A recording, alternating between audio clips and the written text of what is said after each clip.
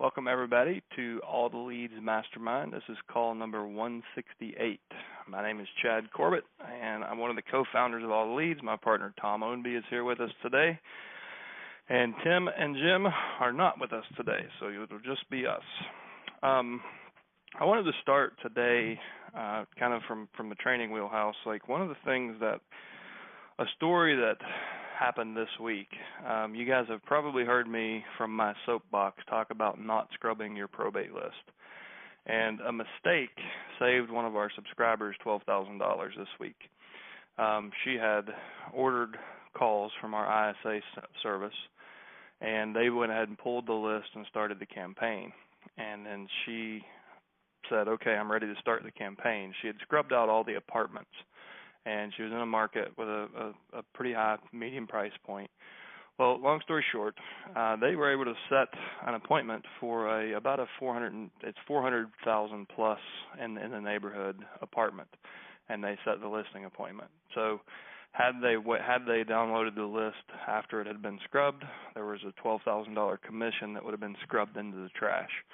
I put a post on our mastermind group this week, just reminding you guys and pointing back to a video that I did when I was at Inman Connect. But most people are trying to save money when they scrub their list, and you need to understand deceased last known address is probably the least relevant piece of data that we give you. Personally, I would like to just black that out or just delete the column because it means nothing other than it's where somebody received mail when they passed away. It could be an apartment, it could be a nursing home, could be a family member's home. It tells you nothing about what they owned or what their net worth was or what help their family might need in settling an estate. Some of the people who made the most money and help the most people with our system are the ones who say, okay, I want all of the probate leads, and I'm going to market to all of them, and they have business coming from all different directions. So just a reminder, guys, I have dozens of stories of found money and lost money for people scrubbing versus not scrubbing their list. So just be careful. In markets like New York, California, and even I'll give you another example. So in working on Probate Plus, where we search all 3,145 counties for real estate owned on a single deceased person, it was interesting. I pulled a list in Los Angeles, and I found 12 apartment addresses. Last known address was apartments. And I said, all right, well, let's just go down that rabbit hole. Of the 12, all 12 owned real estate when they passed away, and their last known address was an apartment. The range of real estate owned was $250,000 to $2.5 million. But 100% of the ones with the apartment address owned real estate, and it wasn't always the apartment. It could have been, it was maybe a house or something else. So just be careful when you have such a limited data set of trying to guess everything and scrub, because sooner or later you're going to scrub out thousands of bucks. And I've just seen so many people do that. So just a reminder, if you're scrubbing your list, just know that you may be stepping over dollars to pick up pennies. And $2.50, for a phone call and $1.50 for a letter, to me, I just look at it as a sunk marketing cost. So the campaign cost me X, and if I market to everybody, I should get Y back in return.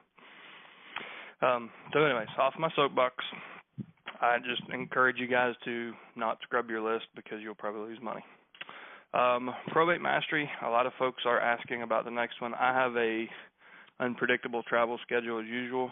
I will be working most of the next month from Arizona, so until I can get high-speed internet in a quiet space, I haven't booked the Probate Mastery for March.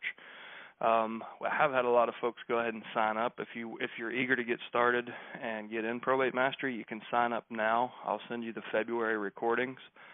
And as soon as I can get those dates booked in, I will register you for the live sessions.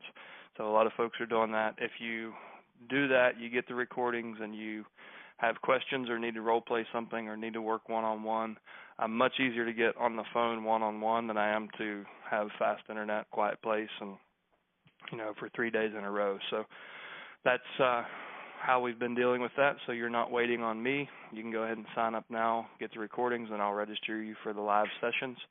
And a reminder to anyone who's been in Mastery, you can always come back. I consider it kind of a lifetime membership. So we usually have 3 to 4 alumni in each class, or is it alumnus, I guess. But anyways, that is the story on Mastery. Hopefully I'll have those dates set pretty soon. You guys will see some emails. And Tom, I'll kick it to you, man. What do you got?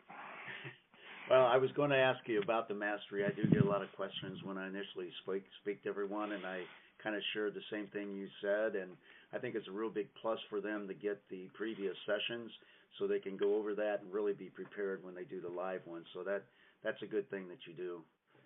The only thing I wanted to mention is, as usual, if you need anything out there, we're always here to help. One of the fastest ways to get us is send an email to support@alltheleads.com, or if you're in your account area, underneath support, there's a contact us. Just, be specific on the things you're looking for.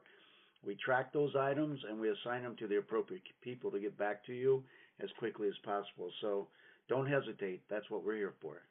That's about it for today. All right. Guys, we have one person in the queue, and we have an hour. So remember, press *6 and then 1 to get in the queue. Share any success stories. Work on anything that you're getting hung up on. You have any questions answered? No bad questions. All right. We got a couple more in there. I'm going to start. I'll get to the queue in just a second. I'm going to start with Todd Waples. We were on the phone just before we ran into this call, and he was sharing a success story about what's working for him in building his attorney referral network, and he's just starting. Todd's a person of massive action, I think is an understatement still. But Todd, I'm going to unmute you here. If you could just share what you and I were talking about, kind of share your story and your strategy and what's been working for you. I think it's a good example for everybody to learn from. Yeah, thanks, Chad. Well, again, I'm still new at this. I still have a lot to learn, but I started doing the mailings right away, and I got to tell you, they work. My phone's been ringing, and I've been getting good success with that. So, and by the way, Todd's in one of the most fiercely competitive markets in the country. Yeah, San Diego. Yeah. It is. But I was rather fortunate early in my career to learn from some of the best and kind of use a lot of that in this procedure. But anyway, I decided early on, I thought what was going to be critical was go after the attorneys, quite frankly. And I thought to myself, before I go out and start talking to these attorneys, I don't want to walk in the door and talk about talk to them about what I can do. I want to talk to them about what I just did. And so this week, I actually referred out 2 probate leads to one single attorney, and they both signed up with them. And, quite frankly, I think that's pretty powerful. When I'm standing in front of an attorney who's looking to grow his business probate-wise, which, by the way, folks, don't kid yourself, they all are. I did a lot of research to find out how much time is involved on the attorney side. In the average probate in California, the average time is 2.5 hours. And that's inclusive of their time talking with the clients. Absolutely. It's mainly filing of paperwork, right? Yeah. And then there's a couple hours spent by their paralegal or somebody else. But the system is designed in such a complex way that most people can't look at it and really kind of figure it out. I spent a lot of time educating myself on the process. And the thing that I've come to know is, yes, their actual time involvement on these cases is not much. And yet in our state, so that everybody knows, their fees up to an estate of approximately $800,000, I believe it is. There's kind of a calculated mathematical algorithm, but instead of boring you to tears with it, how it really figures is approximately 2% of the total estate value plus $3,000 plus fees. Now think about it. We have an attorney that's looking to make on a $700,000 estate, which in California would be rather small, right? $14,000 plus $3,000 would be $17,000 for a few hours. What attorney is not going to want a piece of that? So my plan, and I was explaining this to Chad earlier, is today I've actually identified, and it was pretty simple, folks, and you guys can all do this. I simply took the leads in the spreadsheet that were sent to me, right? And I went down the list. Now we have several different cities within San Diego, and I decided I'm going to start with my home base, Carlsbad. So I took Carlsbad and I identified the attorneys that have actually filed at least 2 or more probates within the last year. Okay? I have a total of 17 of them. All right? Some of them have, filed quite a few, some of them only, 2 or 3. Funny thing is, I've noticed a lot of attorneys that seem to be claiming they're probate experts who, for whatever reason, haven't even filed in the last year here in the county. And I have yet to figure that one out. But regardless, I took white index cards, wrote down the name of the attorney, the address. If there were any other attorneys in that person's office that do probate, I wrote that on the front of the card. The back of the card is going to be for notes after the appointment. I'm simply going to look at the front of the card, go to that address, go in, knock the door. Now, once I get there, I've taken it a step further. Not only do I have the success story that I'm going to basically boast about, effective immediately to the attorney, even the gatekeeper, I'm going to blow right past that person. That's going to be easy. But beyond that, I've developed the trifold brochure, along with a little brochure holder, my business cards in the front, which I believe is going to be an extremely valuable leave behind. It's going to constantly remind them who I am. They know where to find my phone number. If they have clients that come into the office, sit down on the initial consultation, have something they can actually hand to them, say, you have your mother's home that needs to be sold. This is your guy, right? So when I show up on the appointment, do you want me to go over kind of my initial role play, Chad? I agree with you on scripts to a degree. I'm one that I like to be scripted in my mind, mainly so that I can listen to what they're saying. I think the gold is in listening rather than talking, right? Mm-hmm. But instead, I do have a general opening pitch that I want to get crafted, but it will come out a little different each time. One time it may be better than another, and I agree with you in that you just need to understand the process or the subject matter, and then you could say it 10 different ways. It all means the same thing. Right. You don't have to be scripted to the point where you sound robotic. You can make it your own. I agree with that. So, but anyway, I'm going to go in, introduce myself, very briefly, make sure they know, hey, I just recently got success. I'm actually generating probate leads that are turning into clients. In fact, I did it twice this week. My understanding is Mr. Thomas, if I'm talking to a gatekeeper, actually, handles probate cases. Is that correct? Or I might say, hey, I noticed that, Mr. Thomas has filed, 4 probates in the last year here in the county, and based upon the fact that I'm coming across this business and literally handing it out, I think I'm somebody he'd like to meet. Does he have a quick minute? And then just handle it from there. Once I get in front of them, one of the things I'm going to bring up is, how long I've been doing the business quickly, what my general market stats are quickly, brag about myself as an agent. Then I'm going to shift gears and let them know, hey, listen, I started specializing in probate for a reason. I saw it as an opportunity for myself, but more importantly, you. Might I explain? Well, sure. I want to make sure he understands that I'm going to ask him a few key questions as well. I'm not going to keep babbling. I'm going to ask him something like, let me ask you, do you have agents that you currently refer out, or are you like most attorneys that feel like they don't have anybody they can totally trust that's competent? I'm going to give him an easy out. He's going to say, well, yeah, and by the way, Chad, I agree with you. I have found too many times, I've been talking with a few attorneys lately over the phone, and all of them have told me the same thing. When somebody has a house to sell, I ask them, do you have somebody that you trust 100% with your clients? They always say the same thing, no. And I said, well, might I ask why? Well, most agents, I hate to tell you, Todd, I think you know this, don't really know what they're doing. And I don't want to be the fall guy when they mess the file up. I said, okay, fair enough. I said, but, once you meet me, I think that's all the more reason we should meet. Once you meet me, you'll be 100% confident you found the right person. And that's exactly what happened. Like everybody who's been really successful with attorneys, that's exactly how the conversation went when they met. Surprisingly, having done this for, years and years, these attorneys don't have an agent because they don't want to babysit. But what's really interesting is when the right agent walks in and says the right thing, then boom, they completely shift and immediately start sending referrals. I want to back up a little bit and clarify, because I think there's probably people on the phone saying, why the hell would we refer probates to a probate attorney when they've already, So if you guys notice in your probate leads, if there is an attorney assigned to a deal, we will give you that information. If there's not an attorney assigned to the deal, that's what's known as pro se, meaning that the family either couldn't afford or refused, for whatever reason, they don't actually have an attorney to help them through the process. And that's the opportunity that Todd saw. About 20% of his list is pro se, so there's no attorney. So he can take those 30 leads a month and divvy them out among the attorneys. So the attorneys don't have to go gather their own probate list, do the marketing and everything. He can kind of, bring them that value. Something else that I want to bring up, I haven't been able to do an update video for everybody yet. We've been working on a lot of the kind of the backlogs of system functionality.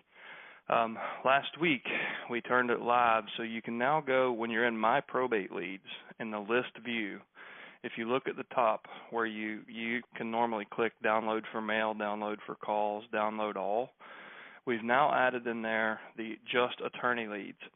So you can actually click a button and download just your attorneys in a spreadsheet, or you can download it in a printable PDF where it prints on one page, or on, it's formatted to print on standard paper. So you may not have seen that if you're not marketing to attorneys, but you plan to. You should be.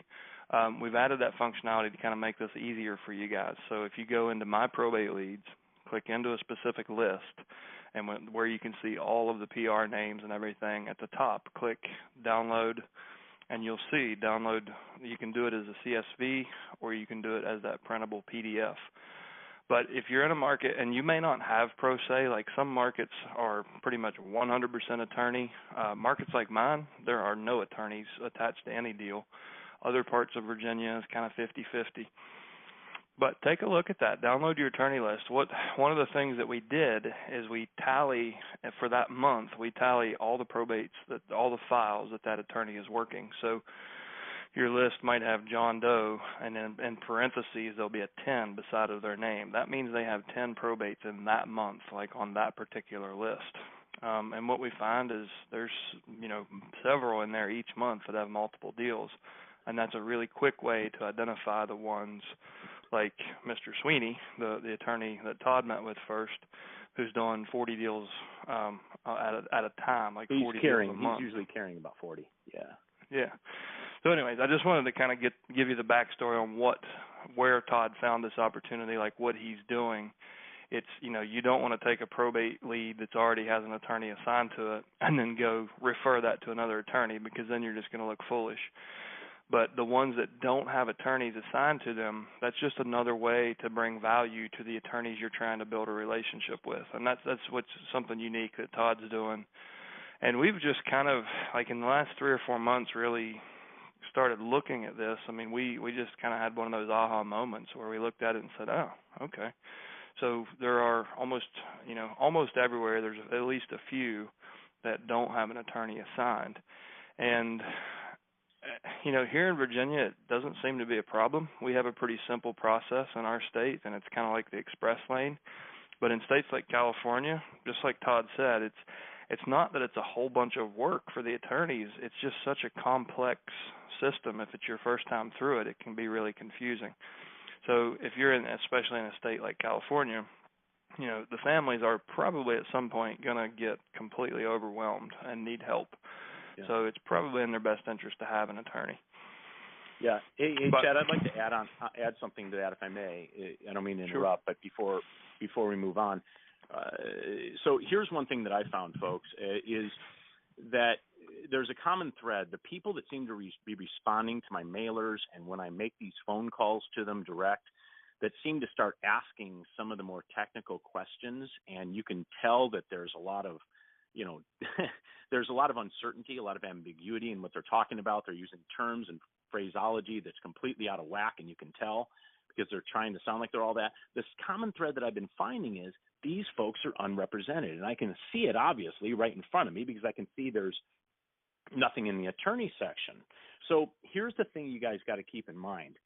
They don't always come right out, and this is part of salesmanship, right?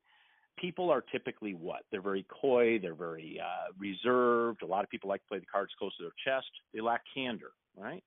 So and I'm okay with that because I understand it. So the conversations usually start off something like this. They kind of throw out little buy signals, if you will, saying, hey, I need help.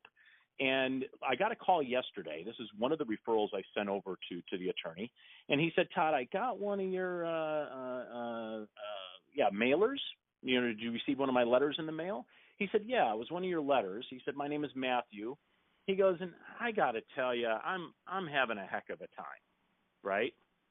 And I said, Matthew, I understand where you're coming from. We started the conversation. A lot of times they'll explain to you that they're confused, they're frustrated with this system, what have you, right? They're not going to come right out and say, by the way, do you have a attorney you can refer me? They might, but many times that's where it starts because people aren't inherently good at asking for what they really need. They're just not wired that way, most people. So, and I understand that. So you got to help them. And so it starts off kind of like this. I say, Matthew, let me ask you this. You're not represented by an attorney. Is that correct? I want to make sure that we're on the same level. I never assume anything. Yeah, that's right. And now I'm starting to regret it. Hey, Matthew, how did you happen, and this is a good question for them, right? How did you happen to decide to go it alone rather than enlist the aid of an attorney, which in the end costs very little but can save you so much, right? And he said something like, oh, geez, if I had it to do over again, blah, blah, blah, blah, and that's why I'm calling you. I said, it sounds to me like you would like to talk to somebody that's competent. I tell you what, you came to the right place. I have, and now since I'm new, he really didn't come to the right place. I do happen to know of one, or actually two attorneys personally I've been talking to, right? The one guy's extremely dry, and I thought Bill would be a good fit for him. And I already referred Bill somebody earlier in the week, and since he's carrying a lot of, so folks, I saw this as a big light bulb went off. I see that call from him, okay, as just as big of a win as a just come list me call. Why? Because I'm creating leverage. This person's calling me. I hand this person off to an attorney. Now, when I hand that person off to an attorney, did I just endear myself to that attorney? Does that attorney inherently want to reciprocate the favor? Absolutely he does, right? And guess what? Even if that guy doesn't have real estate he needs to sell, in this case he does, I'm going to list it in a couple of weeks and I'll sell it in 3 days. But nonetheless, if he doesn't have anything to sell, guess what I just did for the attorney? Now, provide value even if first. I would have sold his one home, the attorney can refer me 5-6 deals a year. That one client can't. I'm looking for the leverage, folks. Get in front of the attorneys, and that's just one way of.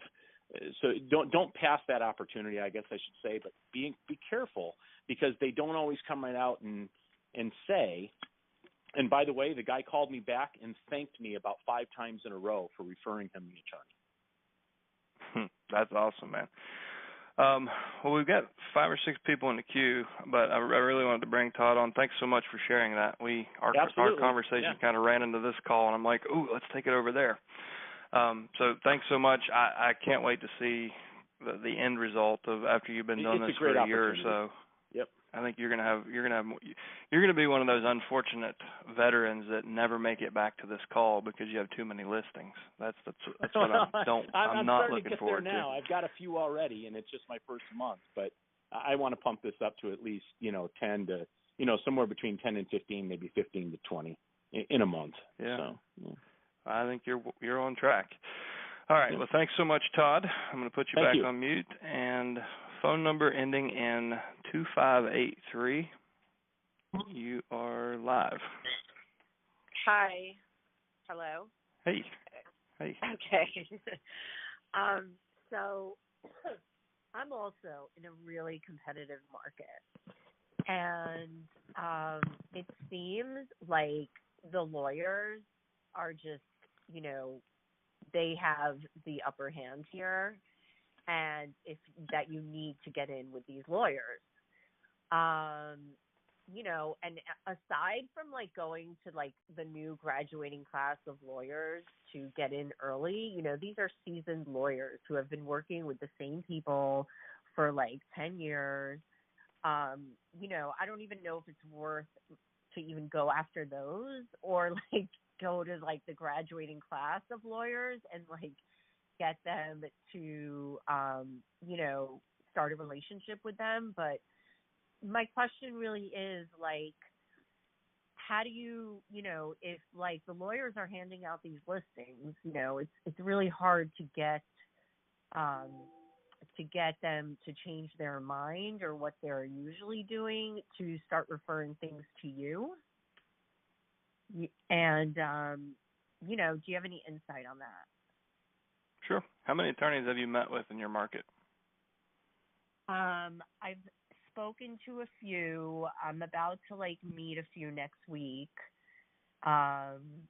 Yeah, so it's like I've gone to a few offices. You know, we've been missing each other. So I've met like up to now, let's say 5. Okay. And do they all meet your perception? Do they have agents they're referring to and they rejected you? One of them, yeah, because I keep seeing he's giving away these listings to the same agent. Like, you know, it's not hard to do the research and see, oh, it's this guy again, you know. He's always getting it from this. Well, I'll tell you this. It seems like what I'll label as your preconceived notion doesn't really match the reality nationwide. And even what Todd is finding in San Diego, a lot of people expect that these attorneys are just, you know, my God, they've been in business for 20 years. They're bound to have a real estate agent. But what we find in rural markets, metro markets, most attorneys do not actually have someone that's like a go-to. A lot of times, you know, they just kind of tell the family to go find somebody they trust, or just call 3 agents, or, you know, see that sign on the bus, just call that guy. So I'll say this, that everybody who has gotten up from their desk, gone and visited with attorneys, and kind of followed what the provide value first, find a way to take value into their office, 100% of our agents have created a referral network and almost immediately gotten referrals. And that's the phone calls. We're cracking that code now. Letters are almost useless for this, but the face-to-face visits, when you find a way to bring value to the attorney, 99% of the time, nobody has ever done that in any of our markets. So some of the suggestions we've talked about today are find the deals that are pro se that don't currently have an attorney associated with them. Call those people, see what, just like the story Todd just told, and turn that into an attorney referral. Take them that $18,000 case that they can work, and then you're going to be the only real estate agent in the world, because I'll bet you nobody's ever done that for them.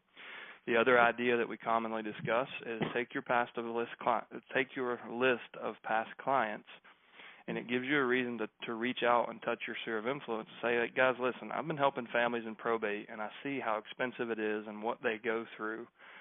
And I really have made a commitment that none of my clients should ever go through that. Now, it's ultimately up to you, but I'm going to do what I can. I've partnered with several attorneys so I can cover all of my clients. I would like to have my attorney call you for a free consultation and just see what it looks, see what your options are in setting up an estate plan. If they say yes, they go on that list. Once you have that list, then you go to the attorneys and you say, listen, I'm trying to build kind of, an attorney alliance here. I need to service my clients even after the sale.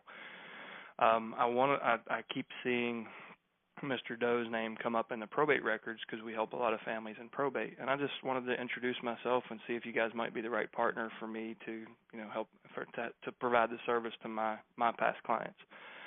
And you open that conversation with value, and then you segue into, actually, well, like I said, I found you off the probate records because we help a lot of families in probate, and let me tell you about our system there. So while you give them referrals that are kind of pre-vetted, and then you open the conversation and take it into probate and show them that you have a system that's designed 100% to service their ideal clients and complement their business. And consistently across the country, when people do that, the attorneys just kind of like latch onto them and start feeding them referrals immediately. So that's my suggestion: is don't let don't let your perception keep you from trying this, because I think you're going to probably prove yourself wrong. I think you'll find that once you're clear on what your offer is to the attorney and what your offer is to his clients, like your actual, to the personal representatives, you're going to impress anyone you meet with. And I think you'll be surprised at how easy this actually is. It just requires getting out of your comfort zone and going and doing the face-to-face visits. And if you don't feel like you can get there, we're pretty close to turning our ISAs loose for you guys. We've been setting attorney appointments, face-to-face appointments, at about 6 per 100. So if we call 100 attorneys, we can get you in front of 6 of them to have a serious conversation. What you told, like, it's definitely getting in the door, like what you said to say, it definitely works. Then they all like, oh, sure, they want the referrals. It's about at what point can you start asking them for the referrals?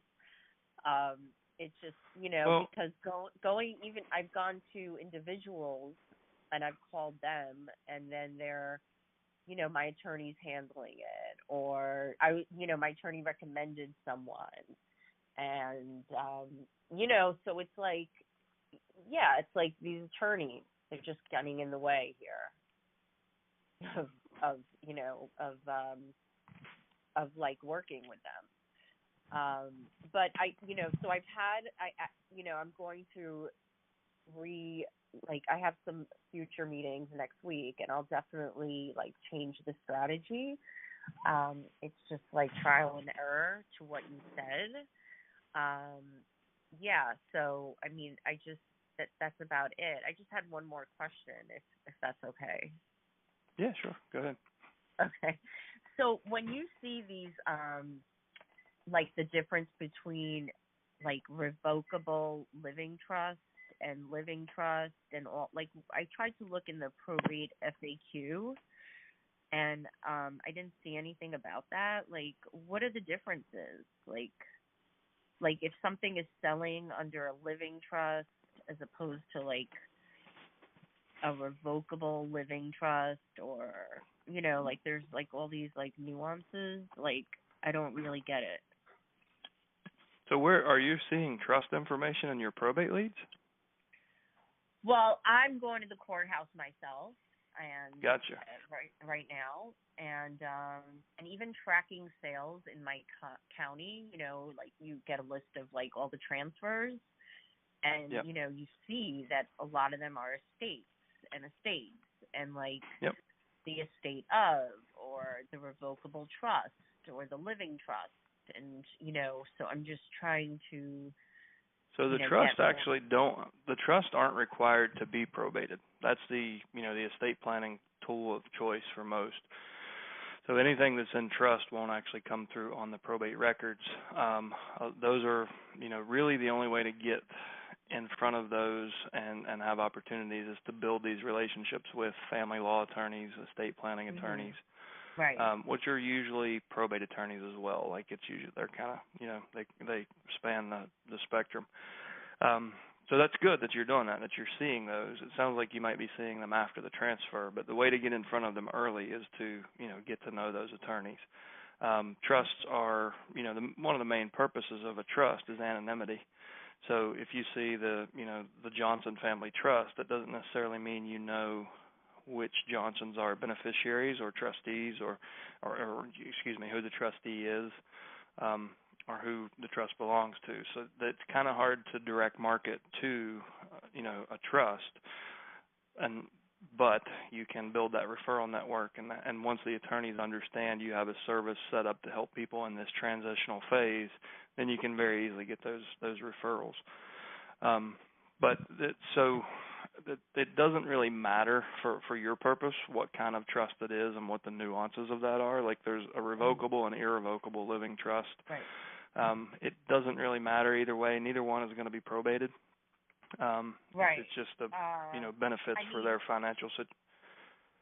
Sometimes I go down there and it says not for probate, but they're still viable because they might want to sell since someone. Sure, they're going to have the same level of motivation. Well, yeah. They're not going to be under as much pressure because that trust has given them, it gave them an out on probate, so they can move at their own speed, make their own rules. They don't have to do what the state says, right? Mm-hmm. So, but what we find, like 90% of people who pass away and leave real estate, the real estate gets sold in the first 12 months. So there's still a pretty high level of motivation. Especially in a hot market like this, people know you can unload properties for top dollar quickly. So you definitely want to get in front of them, and the best way to do that is, through your attorney network. Yeah. We've got a pretty full queue. Okay. Did you get what you came for? Yeah. Yeah, for sure. Thank you. Okay, thanks so much for sharing.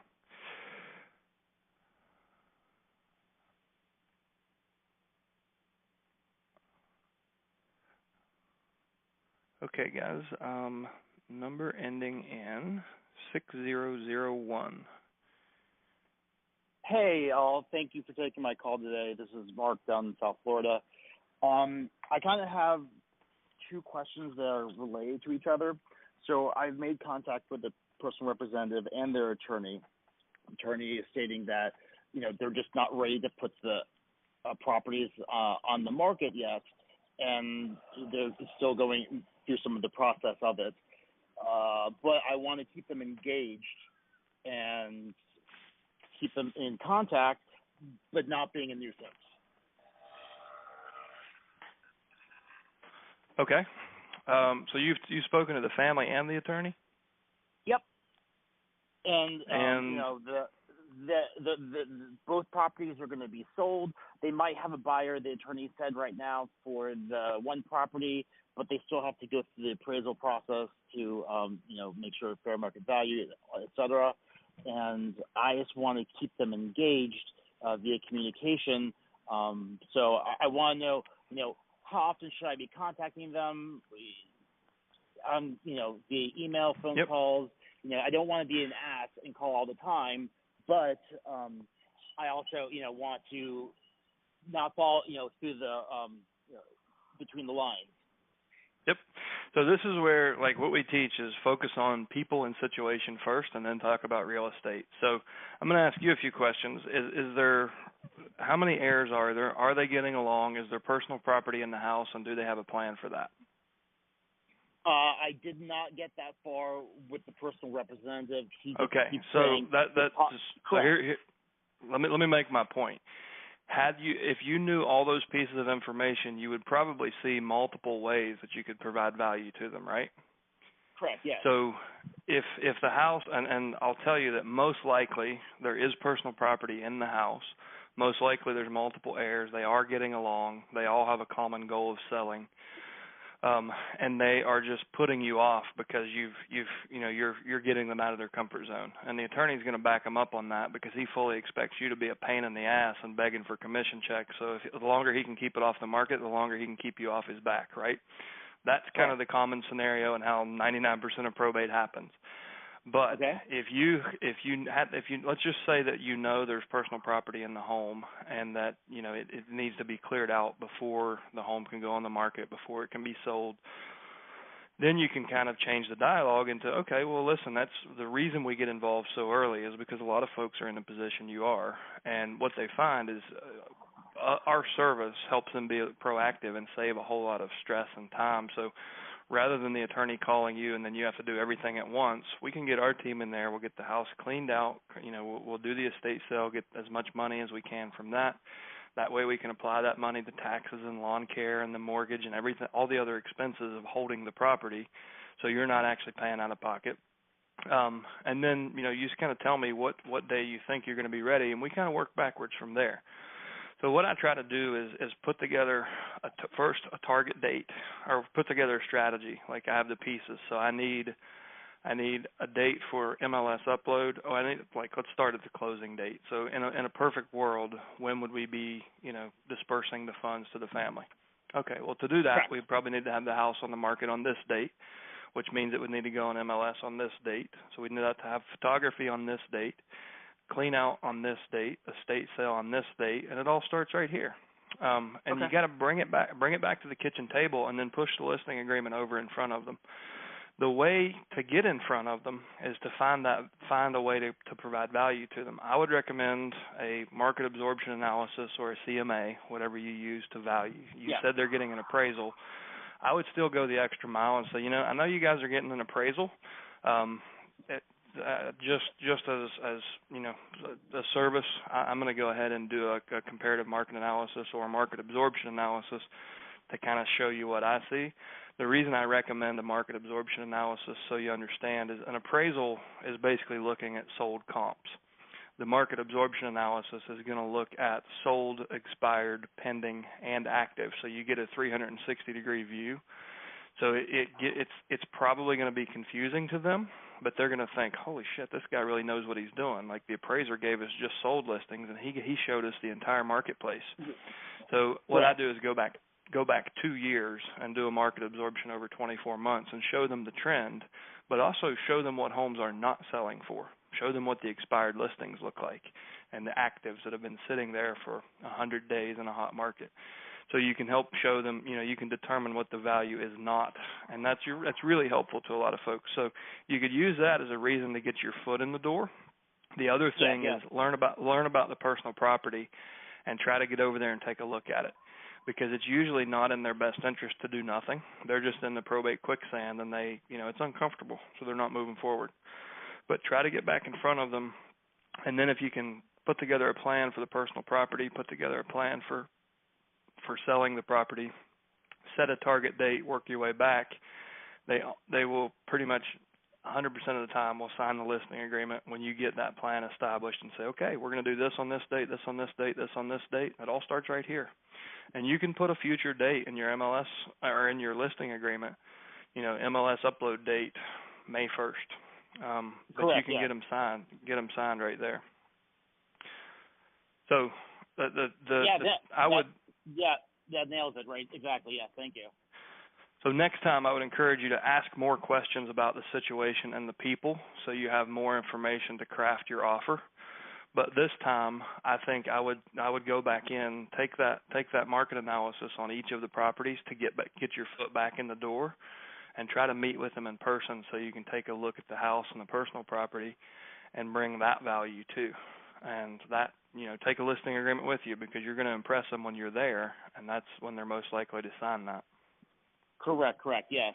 And then one last question. For the ISA fee, is that $250 per lead or $250 per dial? It's per lead, so we'll call all 4 numbers and leave voicemail for the $250. Okay, very good. Awesome. And Thank if you want to place an order, if you want to do it, if you're in your subscriber portal, go under Mailbox Motivator, Marketing Campaign, or Marketing Setup. And there's 3 choices. You can do letters, calls, or letters and calls, and you can place the order there. And if you don't find that, you can always just email us or call us, and we'll help you set it up manually. All right, perfect. Thank you so much. All right. Thank you for sharing that. Next we have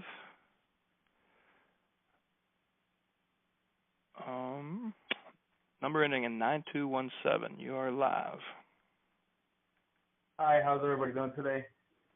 Good, how are you? My question is, very good, thank you. I'm very new to this, so I wanted to find out what is scrubbing your leads mean.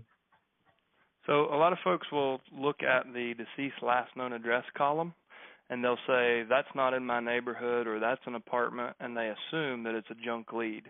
But it's just simply where somebody received mail and they passed away. So it could be a family member's home, it could be a long-term care facility, it could be the subject property, and a lot of times it is. But it's not safe to assume that it's always where they live or what they own. The best approach, the best way to get the full potential out of this list is market to everybody with an offer of service. And you get business from all different directions. You get buyer business, you get listing business, you get referrals out of the blue, and a lot of people scrub out those opportunities. What we do know about these people, they are in a very stressful situation. They are statistically about to inherit $177,000 in cash. There's a 65% chance there's a life insurance policy that they'll also be the beneficiary of. So you've got people in a stressful situation that need professional help that are about to get a windfall of cash. Pretty good people to put in your sphere of influence. Even if you just call and introduce yourself and just find any way to provide value to them, that's real estate related. Help them get the house cleaned out. Help them, deal with, even if they're renting the house or keeping it in the family, get them a handyman, get them a property manager. Just find ways to provide value to them. And that it almost always comes back to you, and in multiples. So that's why we encourage people not to scrub. That's why we also why we give you all of the leads. We give you everything that's on the books for the last 30 days. Okay, great. Thank you very much. Yeah, thanks for the question. All right. Phone number ending in 7884. You're live. Hello, Joe, Southern California, out in Inland Empire. I just wanted to give you a little bit of success on your recommendation, keeping the mail simple. I've been using yellow postcards that I actually make on my own with bold black fonts and lettering, and consistently send them weekly. And I receive phone calls now, and I have 2 appointments that I'm going to go on. One will be tomorrow and another one Saturday. And I've been doing that for five weeks. So I'm happy with that part of it. And then the other item that comes up in these conversations is how you slow down the lead you're calling when they have the reflex answer. It's taken care of.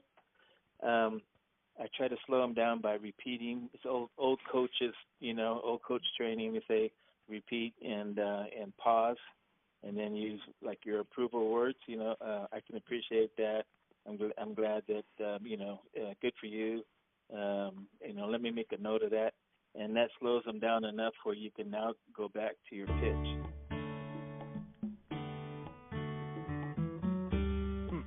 Joe, are you still there? Oh, I'm still there, but music came on. Yeah, I know. I'm not sure why that happened. Okay, quickly I'll finish. And then those approval words I turn into soft words or comfort words you would have the comfort of knowing by working with me. And those simple procedures have really let me stay on the phone longer and have an opportunity to put in some of the pitches that, may have value, to them. That's about it. And then on the attorney visit, just consistency. They get used to seeing your face, and then they start talking to you. It's amazing. Okay, well, that's all I have. Well, Joe, I'm terribly sorry about the distraction. The music somehow it must be a software glitch. Hold on just one second. I'm gonna try something.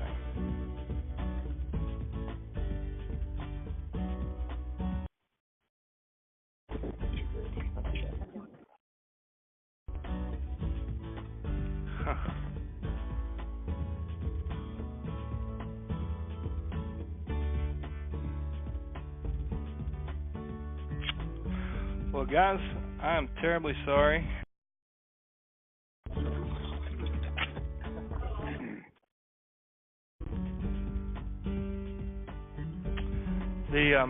The music has started playing and cleared the Q&A, the queue, and I'm not real sure what to do here other than look like an idiot in front of 150 people.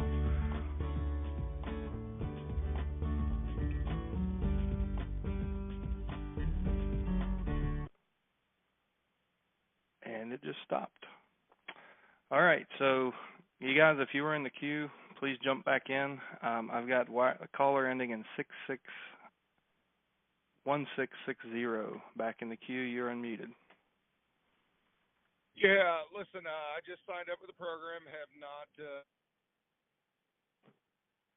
leads yet. I have been listening to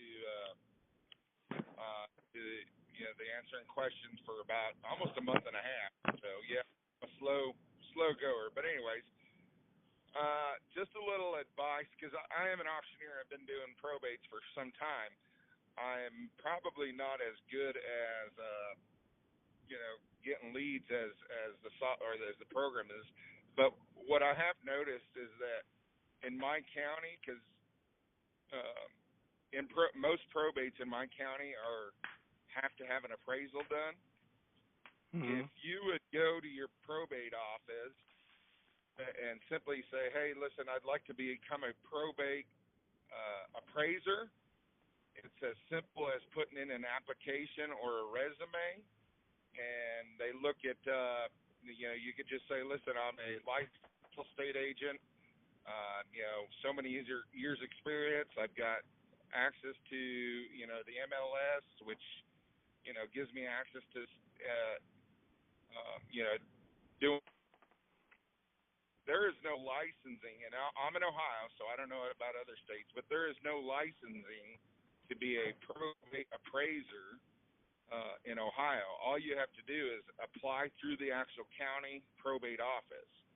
So with me, I'm licensed in, I think, 4 different counties in my area to be a probate appraiser, even though I am not per se a mortgage appraiser or something. I used to carry a designation as an appraiser. I bought it online and took a online class, but they really don't care about that as much as they just want to make sure that you're a professional in the industry. So there's another service. That's a great tip, man. I didn't realize that they did that. So it's essentially a BPO, but they're calling it a probate appraisal, right? Yeah, and I'm just talking from Montgomery County, Ohio, Butler County, Hamilton County, Ohio. I am approved, and it's an annual deal. Some of the attorneys I deal with, they just say, hey, I need you to send in your resume to the county so we can approve you as an appraiser. So almost anybody in the real estate industry can become in my state. You're going to have to check from county to county. But what the other thing I've noticed is probate office operates all different. So right. Yeah, it's amazing how little uniformity there is in this throughout the country, and it's not like it's new. We've been doing it forever, right? Right. But well, that's a great tip. Thanks so much for sharing. Anything else we can help you with? I do have a question since I'm giving some advice. I'm all about, overcoming objections. One of the objections I thought about was, and I have an idea of how I think I would overcome it, but I kind of wanted to get your all's input on it, is when you are talking to a client and they've said, because I get this a lot. I mean, I've got a local attorney I've been working on for 20 years, and he still refers the probates to another competitor of mine, and I always wondered why. One day we were all at a public gathering, and he was calling him Dad, and I thought, oh, okay, well that's why I'm not.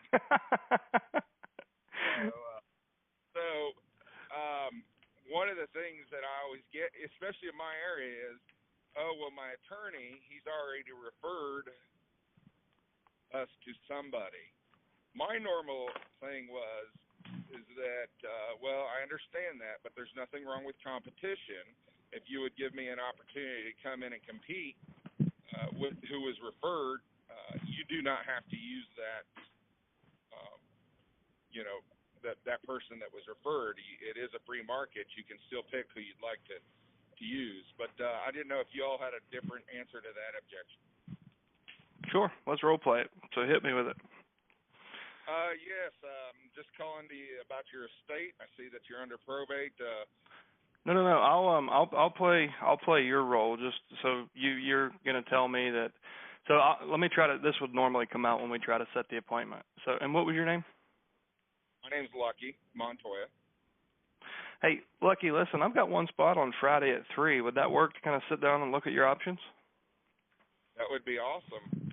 3 o'clock would work for me. You're supposed to hit me with the objection.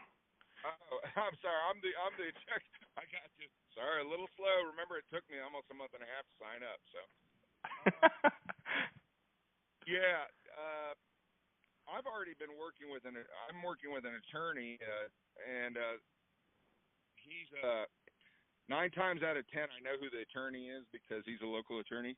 He's already referred me to another auctioneer, another real estate agent. Okay. And have you met with them yet? No, but no, my attorney tells me that I should work with him.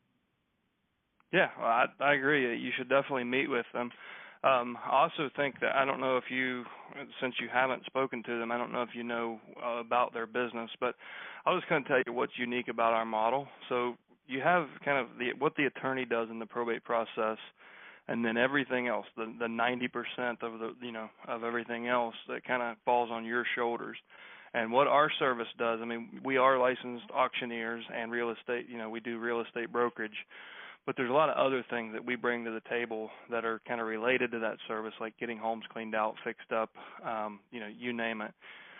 We really try to fill that void between what the attorney does and what you have been tasked with. We try to take on as much of that as possible. And what we find, most real estate agents are really good at sales and marketing, and they're good at being realtors. But they fall short in a probate situation because now you have what the attorney's doing, what the realtor's doing, and then you still have your pile of the majority of things need to be done by you. Working with our team, it's kind of what the attorney is doing, what our team is doing, and then the small fraction that's left for you. So we try to, because we deal with this day in and day out, we have team members and systems in place. So think of it, we can essentially, our service turns your mountain into a molehill. Because things that can be really stressful for our clients, like getting homes cleaned out, getting property donated, getting property sold, getting homes ready for market, getting repairs made, passing inspections, doing the post-repair inspections, those are just everyday tasks for us, so it's not stressful at all. So I would encourage you to, ask good questions when you meet with the auctioneer and the agent, but I would also encourage you before you choose to meet with us. So do you think you could meet with them before next Friday at 3 o'clock? Well, ain't I supposed to work with the guy that the attorney refers me to? Well, you don't have to. I mean, it's really your choice who you do business with. And I think that, it's in your best interest to know your options. Wouldn't you agree? Yeah, I didn't know I was supposed to. I just assumed that when he told me I needed to call him, that's who I had to work with. Well, and it's probably because they're a good agent that he trusts, and probably just because I haven't done a good enough job at getting to know him, right? Or he would have probably referred me. Most attorneys, what we find is when most attorneys understand that what we offer is a much broader scope of service than any real estate agent in our market, then we kind of become the team of choice to help families out because we're complementary to what the attorney is doing. We help you get the most amount of money in the shortest amount of time, and we don't aggravate them and ask them to do our work. So anyways, I encourage you to always meet with people and explore your options. But I would, we're not going to charge anything up front. At worst case scenario, you'll meet with us after you meet with them, and you'll get we're going to do 2 or 3 hours of homework and give you a professional opinion on how we would handle each and every aspect of the estate, not just how we would list and sell the house. So where someone might show up with an iPad presentation and tell you everything they're going to do to market the property, we're going to kind of look at the big picture and say, what are your goals, what are your challenges, and who can we bring into this picture to help? How can we take that off your plate? And what we find is most agents, they're not willing to go above and beyond to that level. For us, it's actually kind of easy. It's not a whole lot of extra work, to be frank, because we have built the right team to kind of spread the work around. Does that make sense? Yeah, that makes sense. Yeah, I guess I'd be willing to go ahead and meet with you. All right, and I'll break script. So I'm giving you permission to go ahead and meet with my competition. I'm not worried about it. Like, I don't have any real competition. I'm gonna impress you. As long as you can commit to me not to sign a listing agreement until you meet with me, I'm not worried about it. I got the listing. But I need you. I've given you good reason to meet with me, after you meet with them. And I'll have a listing agreement, and eventually, without asking, you'll sign it. Don't try to drag them through the mud. Don't try to talk negatively about your competition. I endorse them and encourage people to meet with them, and it always works. Like, you can always win that business. You just have to show them what, because people don't know what they don't know, right? If you've never been through this and your attorney said, go do this, then most people just blindly do that. But if you've got a conversation open, paint the picture for them. And like filling that gap. So the attorney, just like you heard Todd say in the beginning of the call, he's finding that attorneys, even in California where it's a super complex process, they're spending between them and the paralegal less than 5 hours on a case. So that means who's going to do the other 100 hours of work that has to be done to get bank accounts under control, safe deposit boxes, stock portfolios transferred, life insurance checks, all that stuff that has to be done is on the personal representative. And just the real estate alone, to get a house cleaned out, cleaned up, repaired, and ready for market, most people take 6 months to do that when they don't have all that extra stress. So you can remove a lot of that from it, and sometimes you have to paint that picture for them. Like, you have to bring to the surface what they haven't yet thought of, and that's usually enough to go, oh crap, I am in over my head. Maybe I should meet with this guy. Yeah. No, that makes sense.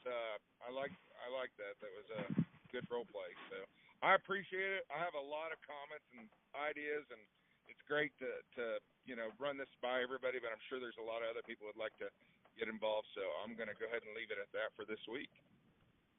Okay. Thanks so much, Lucky. Thank you, guys. Have a good one. All right, guys. Number ending in 9487. You are in the hot seat.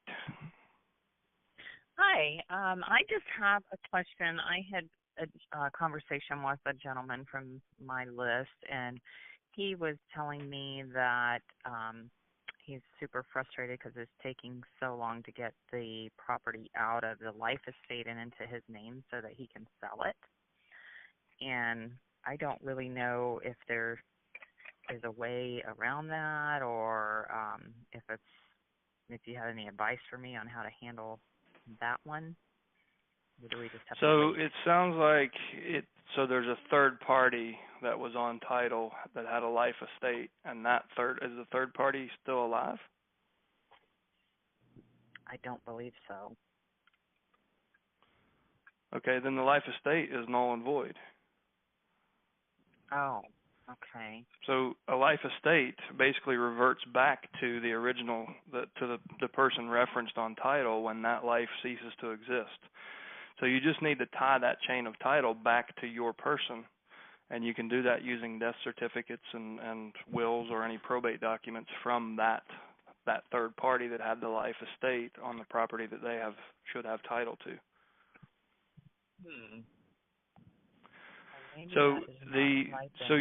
Let me get the whole picture. So you're talking to the personal representative, right? The executor?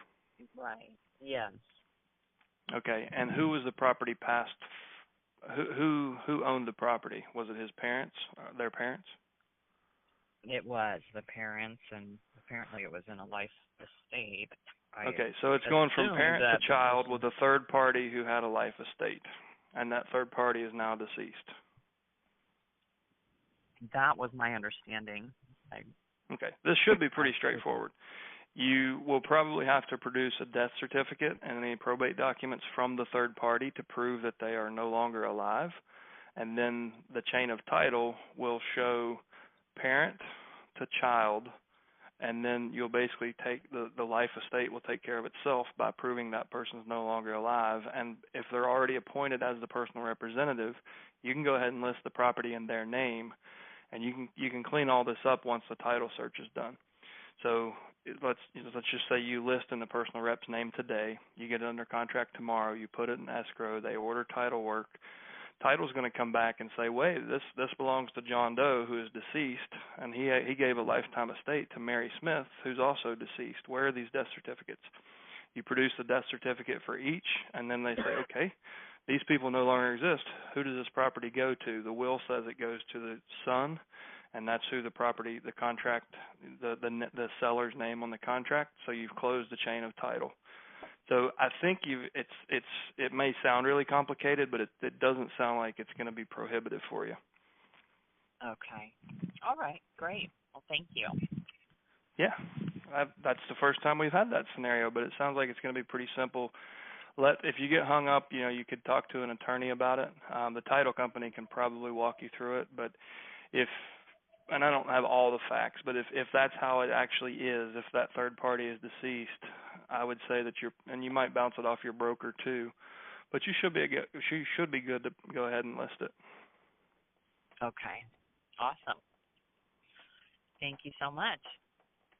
Yeah, thanks for sharing. All right, guys, we have number ending in 7125. You're live.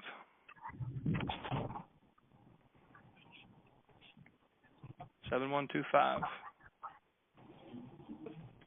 That would be me. It's Linda from St. Louis. Hey. Linda from St. How are Louis. You? I'm good.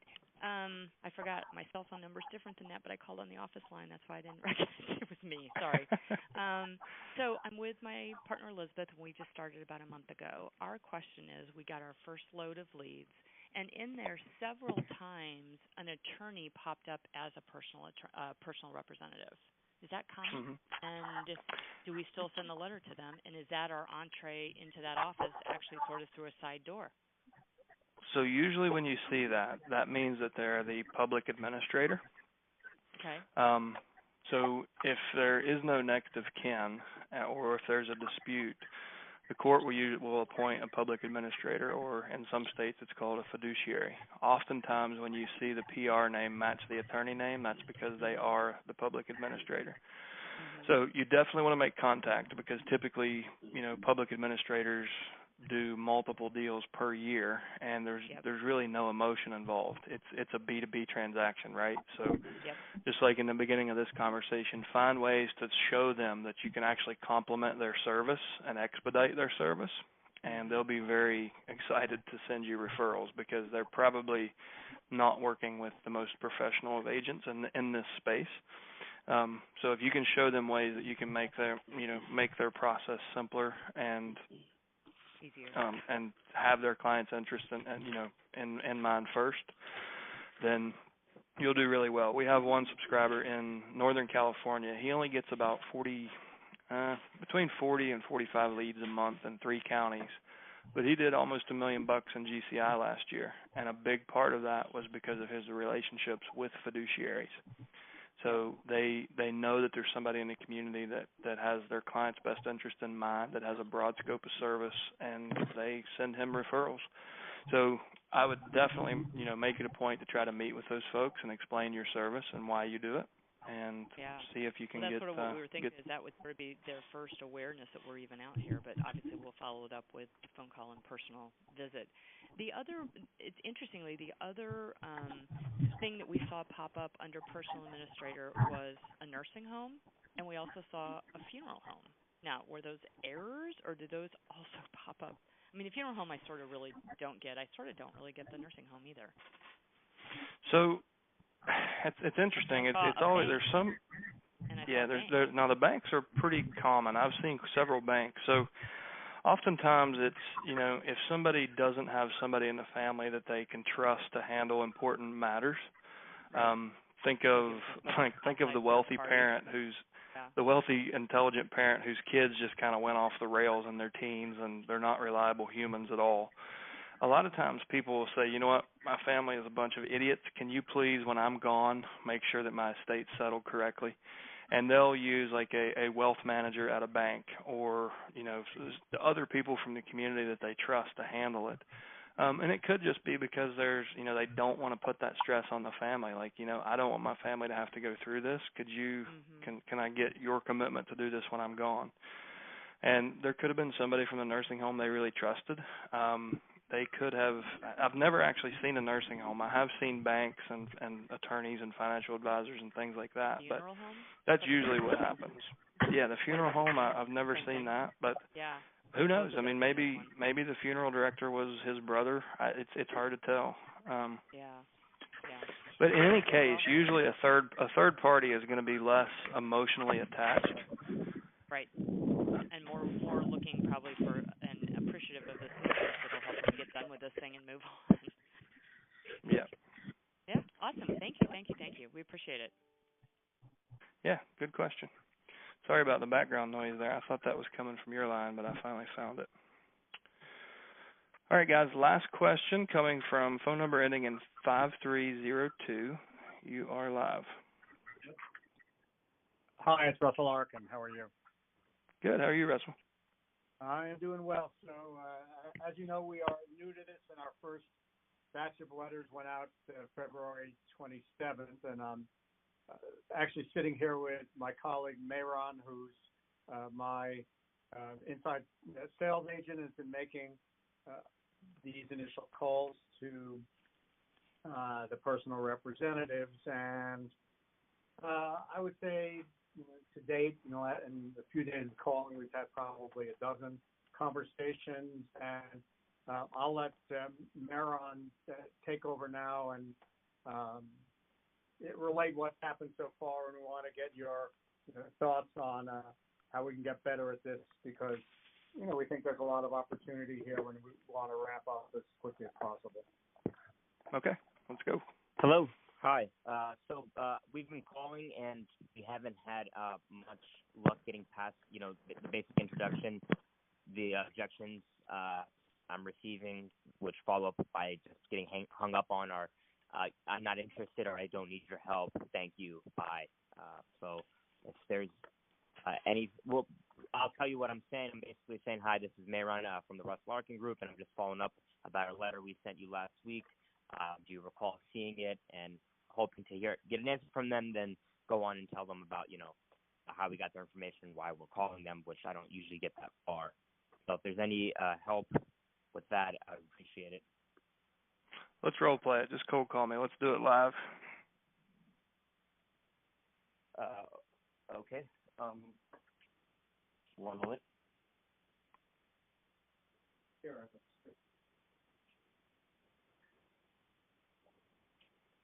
You gonna call me?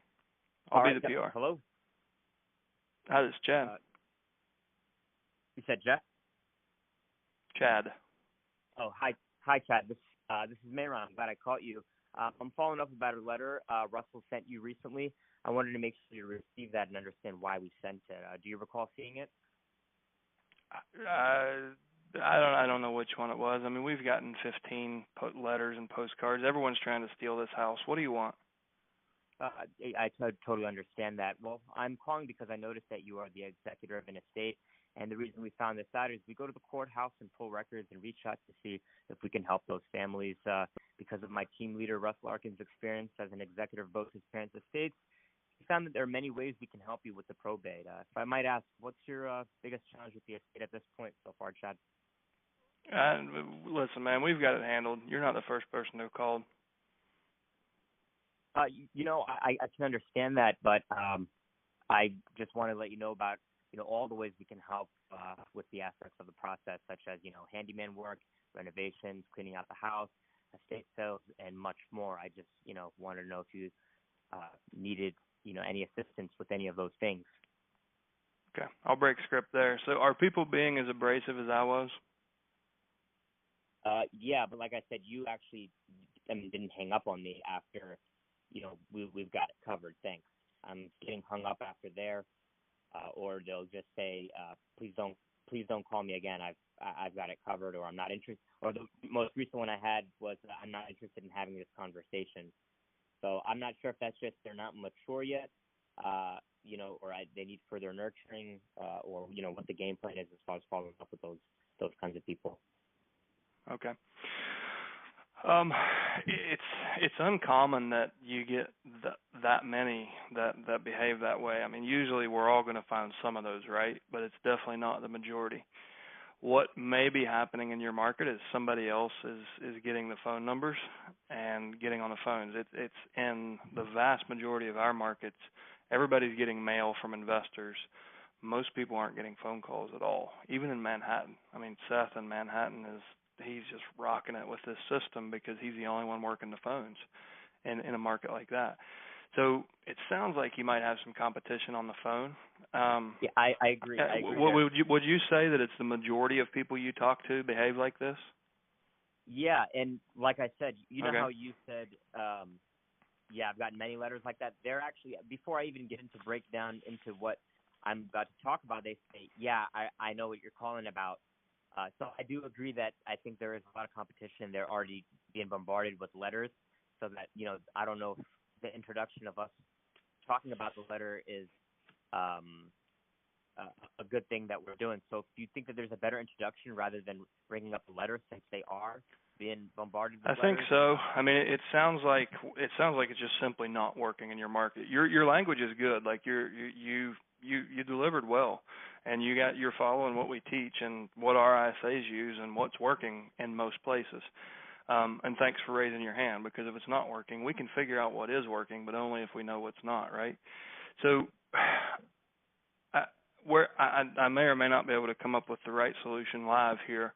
What my mind is searching for is what is abrupt, but also professional to stop these people in their tracks before they can hang up. And if they're hanging up on you before you can drag them into the, just for example, one of the first things we do is make sure that there's insurance on any properties that are vacant, because most people have uninsured assets and don't know it. Right. It sounds like you're not going to have an opportunity to say that. So you need to find a way to kind of shock them in the beginning and change their state. Because what's happening is they're labeling you based on the last conversation they had, and it's probably somebody with a very selfish, one-sided offer that's just, they're focused on dollars, not service. So you're immediately getting that person's reputation. So whatever their letter said, whatever they said on the phone, they're not even hearing what you're saying, it sounds like. So you're getting that person. That's one of the reasons we recommend, stay away from the label investor, realtor, anything like that. Be a probate specialist or a probate expert or something along those lines, or a local probate service. So you guys might want to you may want to chat about it among your team and come up with something that fits your culture. Are you like humor goes a long ways in this. Like it's a really effective way and a positive way to kind of shock somebody and change their state. If you say something completely unexpected that nobody else would say, but it's still relevant to the conversation, something like, hey, this is Chad. I was just calling to see if there's any space left in your mailbox because I noticed you're an executor of an estate. Isn't that frustrating? Well, let me tell you what's different about us. And I'm just pulling stuff out of the air. I may not go with that, but I think you guys need to explore things like that. That's just an example of something quirky and downright. I said I was trying to keep it kind of respectful and not really get too much into detail about what it is, but just try to empathize at the same time. I didn't know that something like humor, like you said, would work here, but I will keep that in mind for sure. So. Yeah, and like I said, you and Russell, you got to talk about it and see what fits your business culture. I came up in resort real estate, so my clients were millionaires and billionaires, and I came from the FBI, so I was like super official and like very business-like. And when I finally learned that was stupid, it's what everybody else was doing, and I started being more casual, then I became everybody's friend, and I started making more money than I ever thought I could. And being less professional has made me more professional, if that makes sense. Like, I have accomplished more in my career in a casual state than I ever did in that professional, polished FBI state. So I challenge you to kind of look at your own presentation and your own language, and maybe something just flat, like just quirky and stupid will unlock this for you. Like, say something that will just get their attention, make them laugh. You need to get them to pause for 20 seconds, and then they'll understand your good intent. But and you got nothing to lose. You're getting hung up on already, right? So you just need to find something that will kind of get them to, whoa, wait a minute, this guy's different, right? And just listen to you for a few seconds, because and you guys are doing a really good job, and Russell and I have gone back and forth on several things. I mean, you're doing the right thing for the right reason, and once they understand that, they'll slow down and listen to what you have to say, but they just think you're like everyone else right now. So I think that's something that you guys have to work out. And if you want to work with me one-on-one, we can take this offline and talk about it more once we kind of have some time to digest and come up with some ideas. I'll help you guys with that. But like I said, thank you for raising your hand. I've had many of these conversations, and most of those people have been with us for 3 or 4 years because we figured out what works for them. So my point is, just don't give up. Don't get discouraged, because you guys are doing the right things. We just have to figure out what little tweaks we need to do to keep them on the phone longer. Yeah, so Chad, that would be great if the three of us could carve out a few minutes to have that conversation. One thing that I did try, and I know I've mentioned this to you, I have probated both of my parents' estates, and my mom just died a few months ago, so I'm in the midst of doing hers. So we put that into our correspondence, but it doesn't seem to have gotten any resonance so far with the people we've spoken with. So, maybe we should try to emphasize that a little bit more, when we're talking to these people. I don't know. I'm kind of grasping. Yeah, and maybe you work that into the beginning of your USP. Hey, this is Chad. I'm calling from Russell Arkin's office. He asked me to reach out because last year he had to probate both of his parents' estates.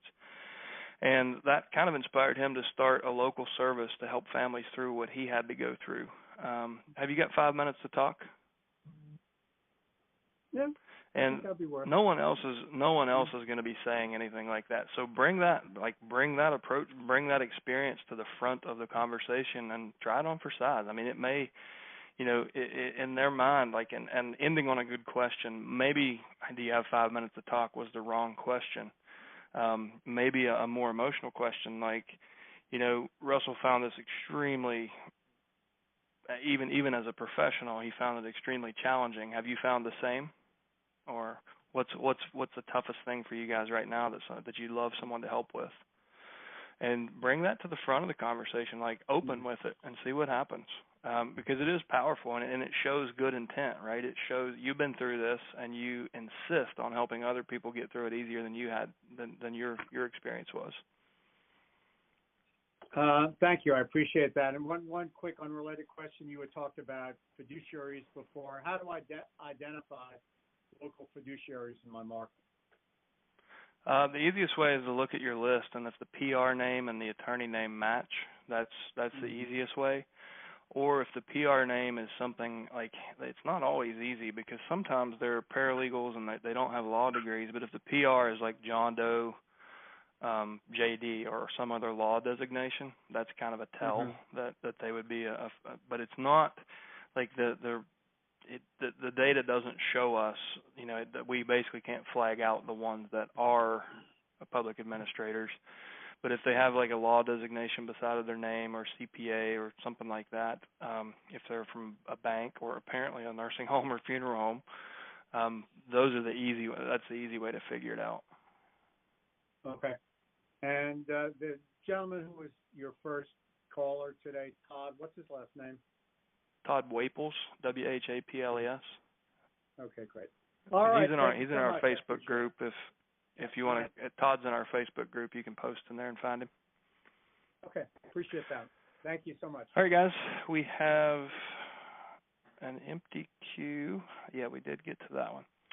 All right. Well, we may have set a record on awkwardness during the call since the music came on, but we made it 2 hours and 20 or an hour and 24. So thanks so much for everybody who stuck with us, which was most of us. And hopefully you got a lot from this call. I'll give you the Sullivan close. Take one thing that inspired you here today, one thing you learned, put it into action, and come back next week to share your success story. Thanks so much, guys, and have a great day. Thank you.